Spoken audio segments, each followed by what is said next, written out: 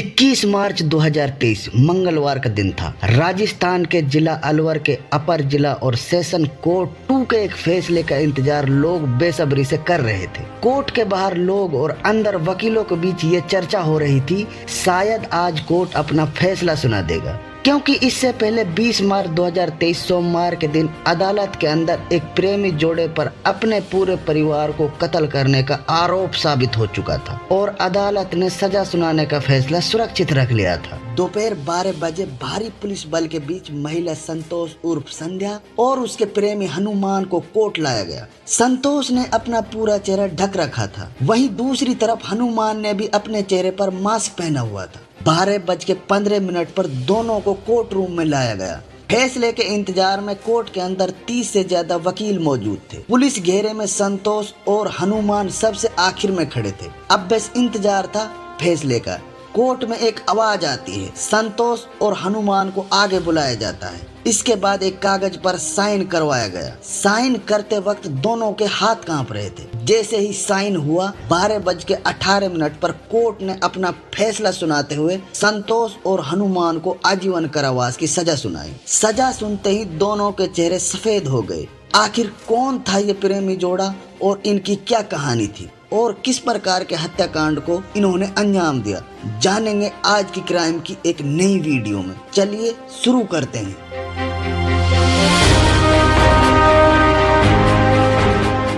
इस घटना को जानने के लिए हमें करीब 6 साल पहले 2017 में जाना होगा।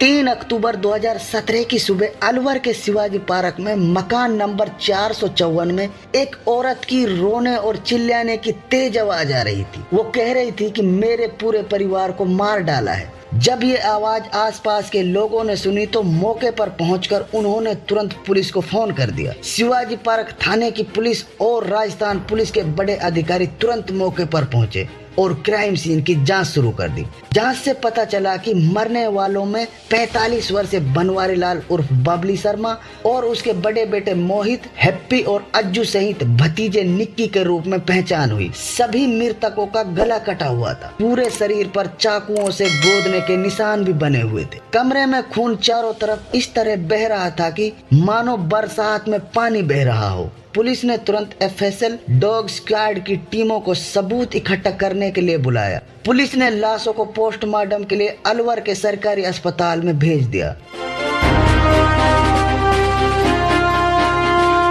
पुलिस के द्वारा इकट्ठे किए गए सबूतों के आधार पर अलवर पुलिस ने जांच शुरू कर दी। इस हत्याकांड का शोर पूरे देश की मेन स्ट्रीम मीडिया में गूंजने लगा।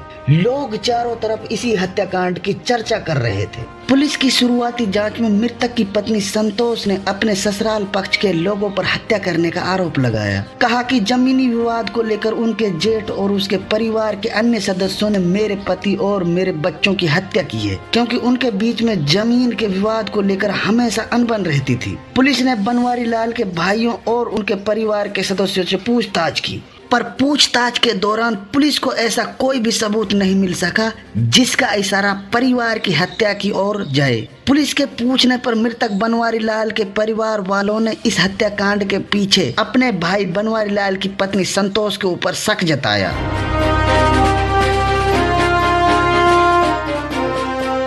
बहरहाल पुलिस पर बढ़ते प्रेशर और दबाव के कारण पुलिस ने अपनी जांच तेजी से शुरू कर दी। इसके बाद पुलिस ने आसपास के सीसीटीवी फुटेजों को खंगालना शुरू कर दिया। मृतक बनवारी लाल के घर के आसपास 2 अक्टूबर 2017 की रात को करीब 3 से 4 लोगों को देखा गया। वे लोग कुछ ही दूरी पर पानी से अपने हाथ भी धोते हुए दिखाई दिए। पुलिस द्वारा जुटाए गए सबूतों में कुछ ऐसे सवाल छिपे हुए थे जिनके आधार पर पुलिस ने बनवारी लाल की पत्नी संतोष उर्फ संध्या के ऊपर करने को मजबूर कर दिया।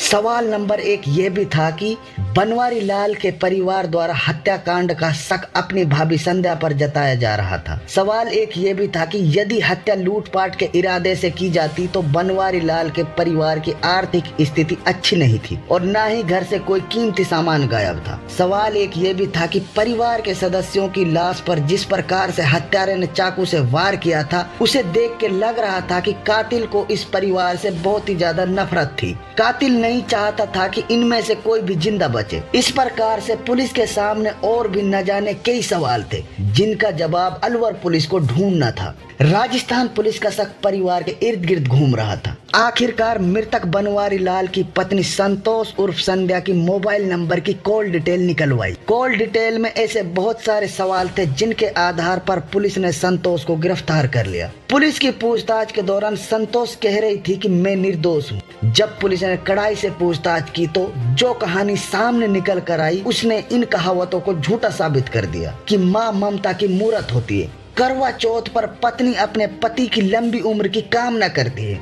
उसके बाद पुलिस ने संतोष उर्फ संध्या के आशिक हनुमान और उसके 2 सहयोगियों को गिरफ्तार कर लिया। अब भी पुलिस के सामने ऐसे कई सवाल थे, आखिरकार इन लोगों ने हत्याकांड को अंजाम किस प्रकार दिया।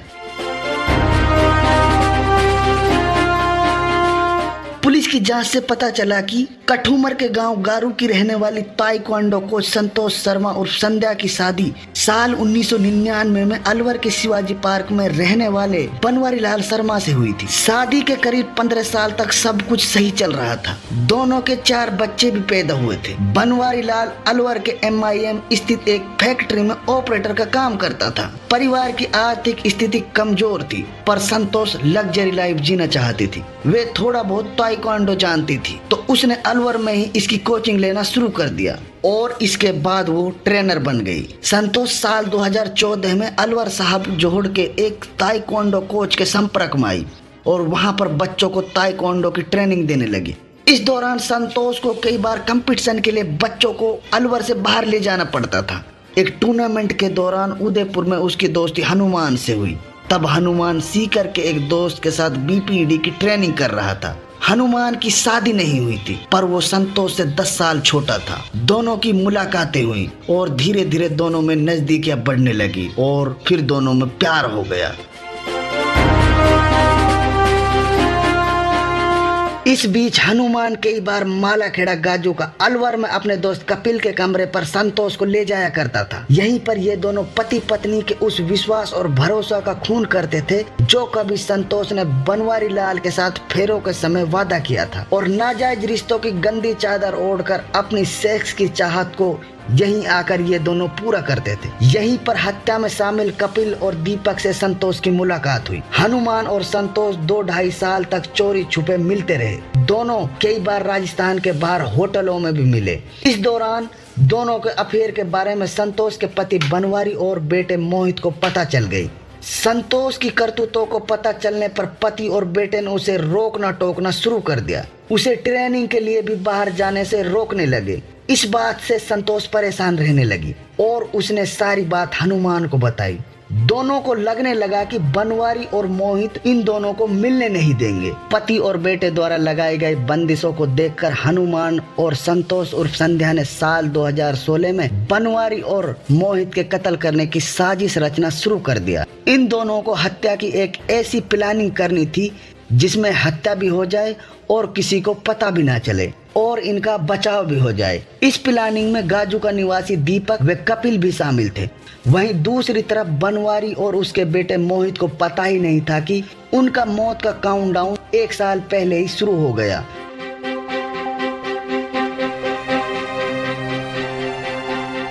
हत्या से करीब 2 महीने पहले अगस्त 2017 में ही हनुमान ने 2 फर्जी सिम कार्ड खरीदे।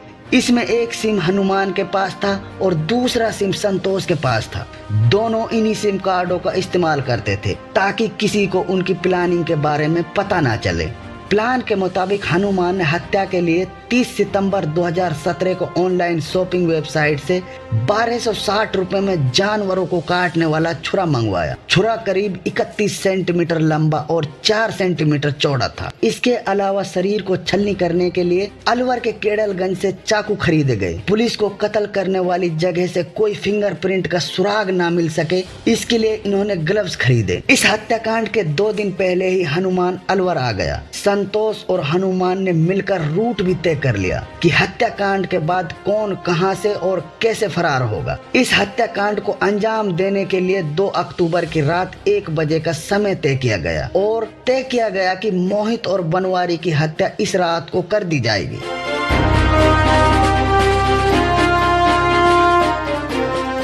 पुलिस की जांच में सामने आया था कि प्लान के मुताबिक इन दोनों ने मर्डर से पहले पूरे परिवार को नींद की गोलियां खिलानी थी ताकि परिवार का कोई भी सदस्य आवाज ना कर सके। इसके लिए हनुमान ने संतोष को नींद की गोलियां दी। ये गोलियां हनुमान ने अपने दोस्त BPED कर रहे सीकर के एक दोस्त से मंगवाई।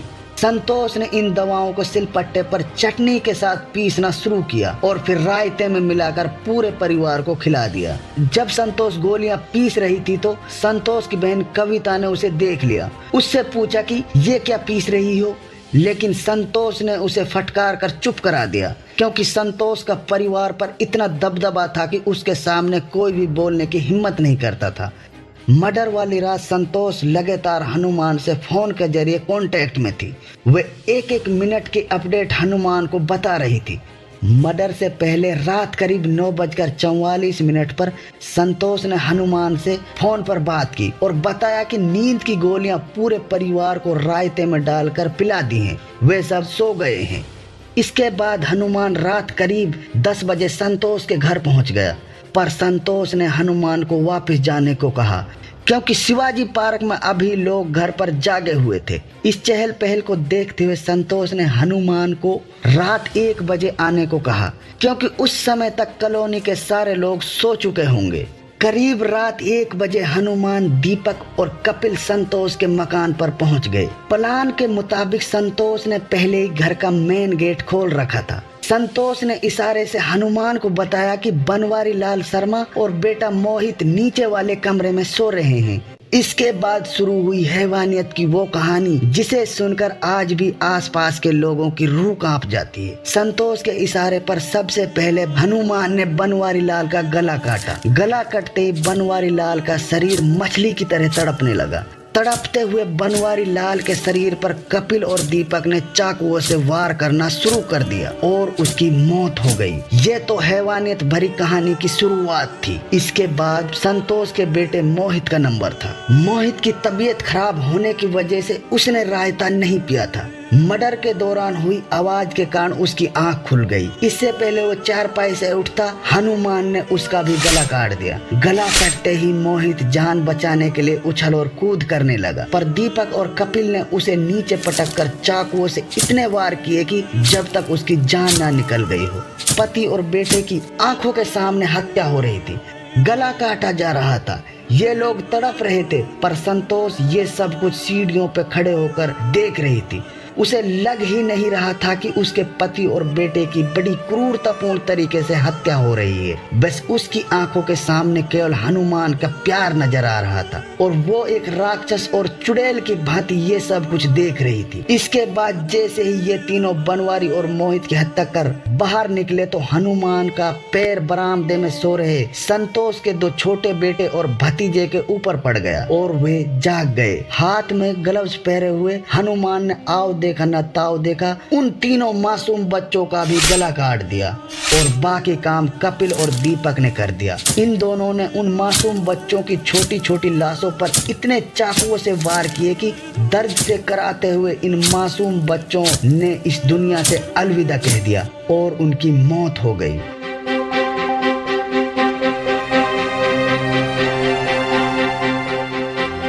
कत्ल के बाद तीनों आरोपी संतोष की स्कूटी लेकर निकल गए। इन्हें भगाने में संतोष ने मदद की थी और साथ ही 3000 रुपए दिए। तीनों ने संतोष की स्कूटी को लेकर रेलवे स्टेशन के पास सुनसान जगह पर छोड़ दिया और ऑटो में बैठकर अलवर से राजगढ़ गए। यहाँ से बांदीकुई होते हुए जयपुर पहुँच गए।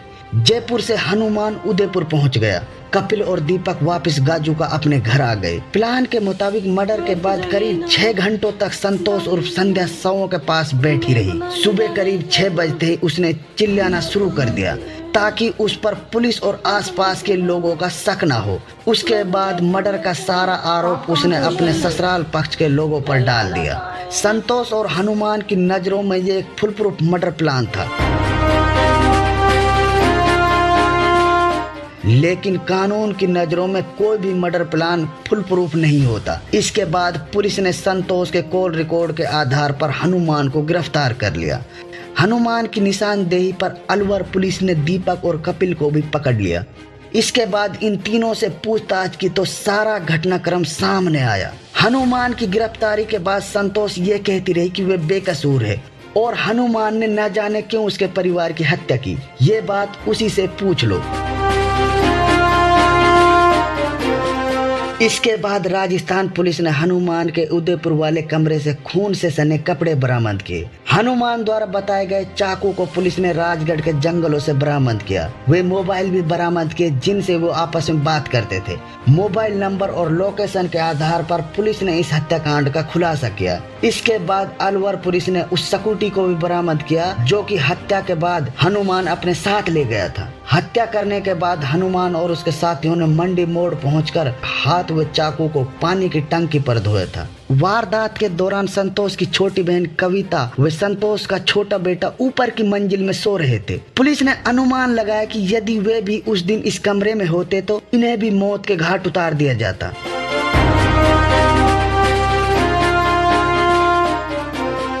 इसके बाद अलवर कोर्ट से बाहर निकलते हुए पीड़ित पक्ष के वकील सुनील कुमार ने बताया कि हनुमान और संतोष को आजीवन कारावास की सजा हुई है। हमारे द्वारा फांसी की सजा की दलील रखी गई थी क्योंकि ये केस रेयरेस्ट केस में आता है। हम कोर्ट के फैसले का सम्मान करते हैं। हम हाई कोर्ट में अपील करेंगे कि इन आरोपियों का आरोप संगीन है, इसीलिए इन्हें फांसी की सजा दी जानी चाहिए। इस हत्याकांड की जांच कर रहे अधिकारी विनोद सांवरिया ने अदालत के फैसले के बाद कहा कि इस ब्लाइंड मर्डर की गुत्थी को सुलझाने में काफी मेहनत लगी और इस हत्याकांड का खुलासा हुआ। जैसा दर्दनाक हत्याकांड था, कोर्ट ने वैसी सजा नहीं सुनाई। इस हत्याकांड को देखते हुए आरोपियों को फांसी की सजा होनी चाहिए थी। आज के वीडियो में बस इतना ही। यदि आप चैनल पर नए हो तो हमारे चैनल को सब्सक्राइब करें। वीडियो अच्छी लगी हो तो वीडियो को लाइक और शेयर करें। चलिए मिलते हैं एक नई कहानी के साथ एक नए वीडियो में। शुक्रिया।